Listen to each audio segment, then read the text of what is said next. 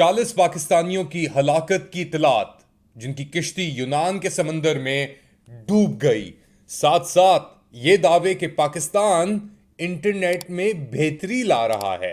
Late Ali show you के इस episode में आप सबको खुशामदीद। Do like, subscribe and share this content. बात शुरू करते हैं यूनानी कोस्टलाइन मेडिटेरेनियन के ऊपर, जहां पे खबरें आ रही हैं कि 40 पाकिस्तानी शहीद हो गए हैं। ग्रीक कोस्ट गार्ड, यूनानी कोस्ट गार्ड ने एक रेस्क्यू ऑपरेशन किया और जो भी लोग गायब हैं, लापता हैं, वो उनको डिक्लेयर कर दिया गया है कि ये जाँ भाग हो गए। अब हमें ये नहीं पता कि कितने लोग थे किश्ती के ऊपर। आपको याद पड़ता होगा 2023 के अंदर जून जुलाई के महीनों में एक किश्ती डूबी थी। उसके ऊपर तकरीबन 400-500 के करीब लोग थे। वो निकली थी अफ्रीका से, लिबिया से, और उसका रुख था इटली की तरफ। मगर वो यूनानी कोस्ट के करीब आके, मेरे ख्याल से 10 या 15 किलोमीटर करीब आके वो ख़राब हो गया उसका इंजन। फिर यूनानी कोस्ट गार्ड आया और उन्होंने उस किश्ती को उल्टा दिया। उसके बाद कितनी शहादतें हुई, कितनी हलाकतें हुई, हमें ये नहीं पता। और अभी तक हमें नहीं पता कि कितने पाकिस्तानी उस इंसिडेंट में मारे गए थे।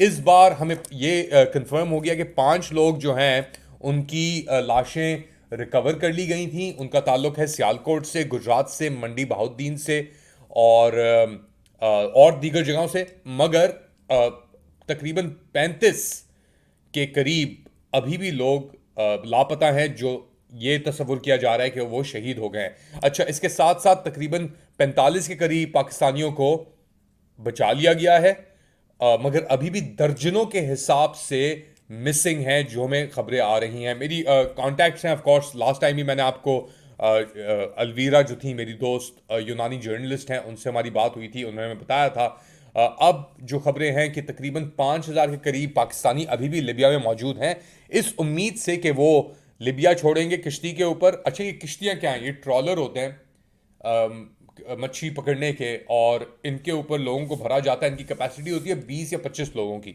इन ट्रॉलर्स के ऊपर आप चढ़ाते हैं तकरीबन 400-500 लोग, ऑल लेवल्स के ऊपर बैलेंस करते हैं उसे ऊपर, बीच में और नीचे, और फिर उसको लेके निकलते हैं। और जिस तरह चल रही होती है इसके साथ साथ एक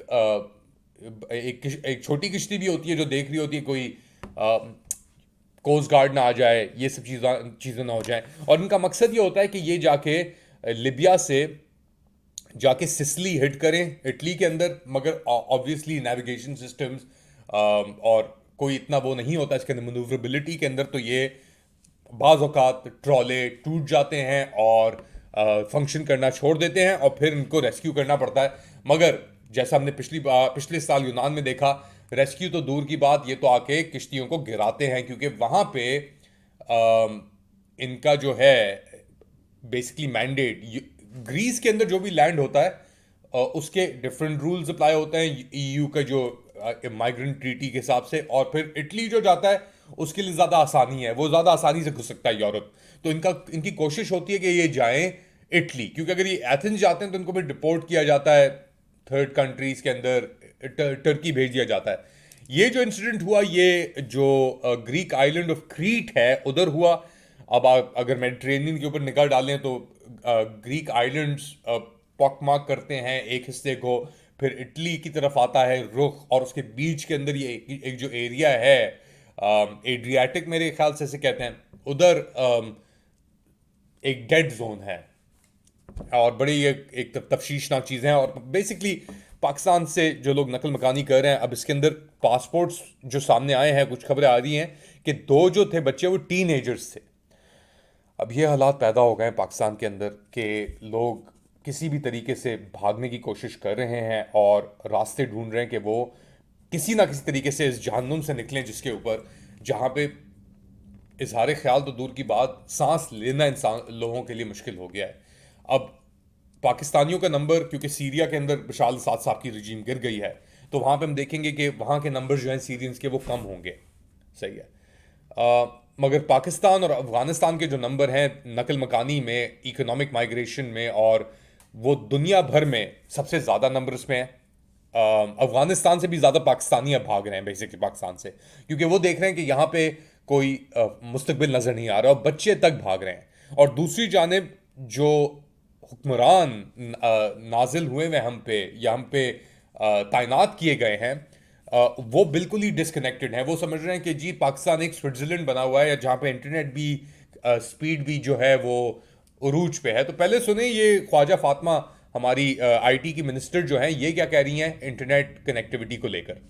एक्स की यूजेज 2% से भी कम लोग करते हैं पाकिस्तान के अंदर, और अगर तो इसको बंद करने का मकसद आजादी राय के ऊपर अटैक करना होता तो आज एक्स ना बंद होता, शायद टिकटॉक और फेसबुक बंद होते। इस मुल्क में जितनी आजादी राय है, मेरा नहीं ख्याल किसी मुल्क में है। जिसका जो दिल कर रहा है डेफेमेशन भी करता है। पब्लिक ऑफिस होल्डर्स तो ऐसे हैं जैसे पब्लिक प्रॉपर्टी हैं। तो ये है नीपो बेबी ख्वाजा आसिफ की नवासी भांजी वॉट एवर द हेल। और ये नीपो बेबी जो हैं, ये इनको मेरे ख्याल से कोई फ्री में नौकरी ना दे, इनको आईटी मिनिस्टर बना दिया। और ये कह रही है कि जी 28% इजाफा हुआ है इंटरनेट कैपेसिटी के अंदर। पहले 300-500% तुमने कैपेसिटी को खत्म करके, बिल्कुल ही रद्द करके 90s पहुंचा के अब कह रही हो 28% इजाफा हुआ है। दुनिया भर में अब ग्लोबल इकोनॉमीज जो हैं वो इंटरनेट पे चलती हैं, और अगर आपके पास इंटरनेट के अंदर मसले आ रहे हैं ना, तो फिर जो आपके पास बिजनेस आनी है ना आपकी कंट्री के अंदर, वो चली जाएगी और मुल्कों में जहां पे ये इंटरनेट रिस्ट्रिक्शंस नहीं है, जहां पे चाइनीज फायरवॉल नहीं लगा हुआ। चाइना के अंदर तो उनकी अपनी इकोनॉमी थी, मगर Chinese economy by the way crater हो रही है, वहां भी बहुत बड़े बड़े मसले चल रहे हैं। अब आप एक थकी हुई थर्ड वर्ल्ड फेल्ड स्टेट के अंदर आके आप इंटरनेट मजलिंग शुरू कर देंगे, तो जो बाकी बचे कुछ आपके पास एवेन्यूज थे आपके नौजवानों के पास, और 65% आपके जो लोग हैं वो बिलो द एज ऑफ 30 हैं, तो उनके पास और क्या रास्ता बचेगा एक्सेप्ट कि आप यहां से भागें। पाकिस्तान से जिंदा भाग वाला है साहब। और जिंदा भागने के लिए भी आपको एक दरिया के थ्रू, यानी दरिया तो छोड़ें, आपको समंदर क्रॉस करने पड़ते हैं इलीगली, और उनके अंदर जो खतरात हैं वो हमारे सामने फिर आ जाते हैं। तो ये क्या सिचुएशन है और इस सिचुएशन से कैसे निकला जाए। अब ये जो निज़ाम है, इतना सब कुछ करने के बाद, सब बेड़ा गर्क करने के बाद, मईशत का, हकाइक का, कॉमन सेंस का, यानी एक होता है आम आदमी के एक यार ये चीज ये इधर है इधर नहीं है। अब आप आके कह रहे हैं कि कौन कह रहे हैं, अयाज सादिक साहब कह रहे हैं कि हमें बात करनी चाहिए, हमें ऑपोजिशन से बात करनी चाहिए पॉलिटिकल टेंशन्स को नीचे करने के लिए। तुमने पिछले 3 साल के अंदर जो बेड़ा गर्क कर दिया मुल्क का, और इसलिए क्योंकि तुम्हारे अब अमेरिका के अंदर सामने वाजे खुल के आ गई ना चीज, जो तुमने किया था वो सब सामने आ गया। तुमने अपने साथ बाइडेन हुकूमत के साथ अलाइन कर लिया था अपने आप को, तो भुगतो आप। सुने अयाज सादिक क्या कह रहे हैं, उसके बाद आगे आगे बढ़ाते हैं आगे। स्पीकर का दफ्तर, स्पीकर का घर 24 घंटे खुला है। अगर ऑपोजिशन और गवर्नमेंट तशरीफ़ लाना चाहें और मुज़ाकरात की बात करना चाहें, मिल बैठ के तलखी ख़त्म करने की बात करना चाहें, मुल्क के मफाद की जो चीज़ें हैं उनको सामने रख के उनके ऊपर डिस्कशन किया जाए, लॉ एंड ऑर्डर की सिचुएशन है उसके ऊपर नज़र डाली जाए। पार्लियामेंट के अंदर खुफिया एजेंसियों को लाइटें बंद करके घुसाया गया, 2 महीने भी नहीं हुए इस बात को, और वहां पे लोगों को उठाया गया, पीटीआई लॉ मेकर्स को। रिजर्व सीट्स के ऊपर खतो खिताबत जो लिखी गई, नहीं मानते हम सुप्रीम कोर्ट का ऑर्डर, हटाओ आदिल बाज़ाई को। अब जब आके लगी है तो फिर आवाजें चीखें निकल रही हैं, कोई गुंजाइश ही नहीं है इन लोगों से बात करने के लिए। बात हो सकती है, और बात किससे हो सकती है वो बता रहे हैं सरदार लतीफ़ खोसा, पाकिस्तान तहरीक इंसाफ के लॉयर, पहले पीपल्स पार्टी से ताल्लुक था। किससे बात हो सकती है, और ये जो सिविल नाफरमानी का आगाज होना था वो कुछ देर तक इमरान खान ने मुलतवी किया है। सुने ये लतीफ़ खोसा साहब को।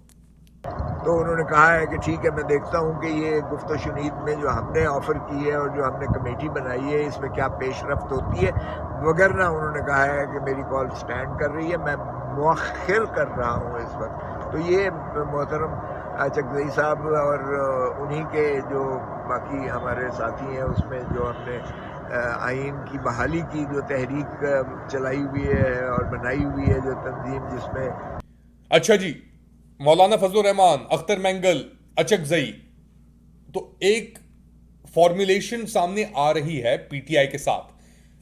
दूसरी जानिब हुकूमत की पतलूनें उतर चुकी हैं, अमेरिका ने उतार दी। ये रिक ग्रेनेल का जो इंसिडेंट हुआ, मगर इन लोगों के अंदर अभी भी, और खौफ मेरे ख्याल से इनका जायज है, होना भी चाहिए खौफ, इनको परेशान होना चाहिए। और इनकी परेशानी अब किस तरह आ रही है? सुप्रीम कोर्ट के चीफ जस्टिस, क्या नाम था उनका, अफरीदी, अब उनकी कोई हैसियत तो नहीं है, हम जानते हैं पोस्ट ऑफिस से एक पोस्ट मास्टर की ज्यादा हैसियत है या अफरीदी से। उन्होंने एक कमेटी तश्कील दी थी जेल रिफॉर्म्स के ऊपर, और उस कमेटी के अंदर पीएमएलएन के लोग भी थे, पीटीआई की तरफ से खदीजा शाह थी।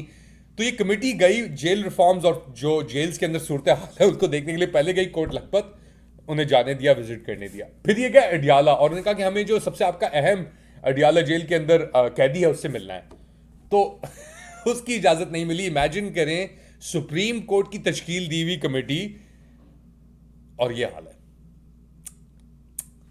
खैर, दिन अब बहुत आगे दिलचस्प आने वाले हैं। जैसे जैसे दिन कम होते जा रहे हैं उसी तरीके से इस निज़ाम की और निज़ामुद्दीन की एंग्जाइटीज़ बढ़ती जा रही हैं, मगर सामने नज़र तो आ रहा है। और जो इमरान खान ने बात की थी कि हम अमेरिका को बेसिस नहीं देंगे, एब्सोल्युटली नॉट। तो अब ये जितने भी ये आर्मी आगाही नेटवर्क जो है, जिसने आग लगा दी है आगाही नेटवर्क ने, ये ट्वीट्स कर रहे हैं रिक ग्रेनेल के ऊपर, absolutely not, free Imran, absolutely not. यार ये कौन लोग हो तुम लोग यार?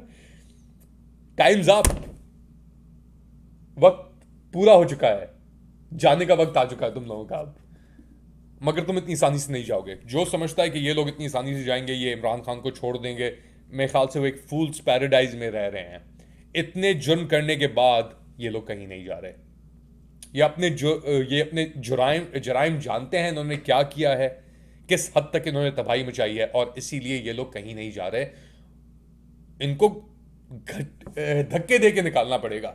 और इमरान खान को जब तक यह हाफिज आसिम मुनीर ऊपर आपका तैनात है मदरसे के ऊपर, वो इमरान खान को निकलने नहीं देगा। मगर अल्लाह बेहतर जानता है, और ऑब्वियसली जिस तरीके से चीज़ें चेंज होती हैं, निज़ाम चेंज होता है, किसी को नहीं पता लगता। आप क्या समझते हैं बताएं मुझे कमेंट सेक्शन के अंदर। To like, subscribe and share this content. अपना ख्याल रखिएगा, अगली बार तक।